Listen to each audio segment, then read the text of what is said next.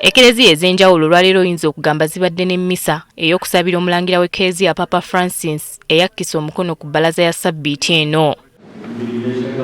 Omusumba w'obusumba bw'e Kabale Right Reverend Father Callist Rubaramira yakulembeddemu mmisa ku Our Lady of Good Shepherd Cathedral Church Rushoroza mu munisipaali y'e Kabale.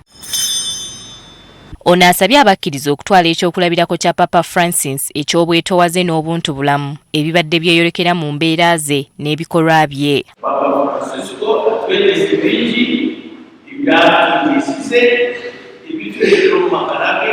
Abantu ab'enjawulo abeetabye mu mmisa omubadde ne bannabyabufuzi basabye abantu ba bulijjo okwolesa okwagala kwa Katonda. He was a great man. He was a man of humility. He was a kind man. He was a man of integrity, a man who stood for the truth. And I implore everyone to imitate him in loving Mother Mary by reciting the Rosary at least every day, especially the youth. Enteekateeka z'okuziika omulangira w'Ekereziya olunaku lw'enkya zikyagenda mu maaso e Vatican mu kibuga Roma nga waakuziikibwa mu basirika ya St Mary Major.